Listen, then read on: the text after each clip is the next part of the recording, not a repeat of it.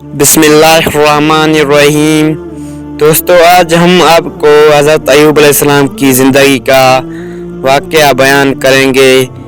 हज़रत मूसा अलैहिस्सलाम के इंतकाल के बाद बनु इसराइल की बहुत तरक्की हुई।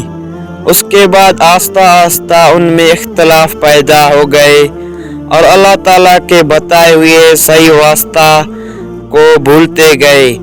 बनु इसराइल की हिदायत के लिए अल्लाह पाक ने और कितने ही नबी भेजे जो हज़रत मूसा अलैहिस्सलाम पर नाजिल की हुई किताब तौरात की तालीम देते रहे और बनु इसराइल को फिर सीधे रास्ते पर लगाते रहे।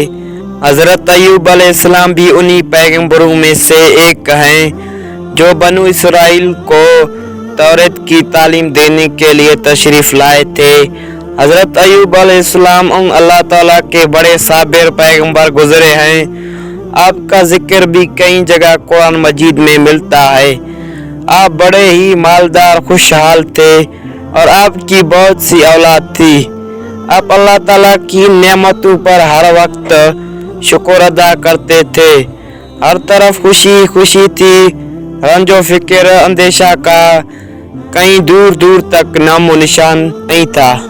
आखिर आपकी आजमाइश का वक्त आ गया ताकि अल्लाह ताला के सच्चे बंदों की निशानी रहती दुनिया तक कायम रहे और सब्र और शुक्र की मिसालें हमेशा जिंदा रहे। अल्लाह ताला ने एक एक करके अपनी नेमतें वापस लेना शुरू कर दी। माल दौलत, बागात, सब्जाजार, खेत, मकानात, जानवर, औलाद सब के सब रुखसत हो गए और आखिर में सेहत ने भी जवाब दे दिया। बदन में कीड़े पड़ गए, सारा बदन फट गया, मगर आप उन सब मुसीबतों पर भी अल्लाह ताला का शुक्र ही अदा करते रहे। अल्लाह ताला ही की याद में लगे रहते, शिकवा शिकायत न करते, ना शुक्री का जिक्र ही किया। सब्र की भी एक हद होती है। जब उसका पैमाना लबेज हो गया तो उन्होंने अपने रब को पुकारा और फरियाद की, मुझे शैतान ने रंज और तकलीफ पहुंचा रखी है। तू मेरे हाल पर रहम करके तू ही सबसे ज्यादा रहम करने वाला है। आखिर अल्लाह ताला को उनके हाल पर रहम आया। उसने हुक्म दिया कि तुम अपने पाँव से जमीन पर ठोकर मारो। ठोकर मारी तो एक चश्मा निकला। उस पर अल्लाह ने फरमाया कि तुम्हारे नहाने और पीने के लिए ठंडा पानी मौजूद है। जब वो उस पानी से नहाए और उसको पिया तो उनकी तमाम बीमारियां दूर हो गई और उसके साथ ही अल्लाह ने ये भी एहसान किया कि उनको फिर तमाम नेमतें और बरकतें भी दी और बीवी बच्चे भी इनायत किए।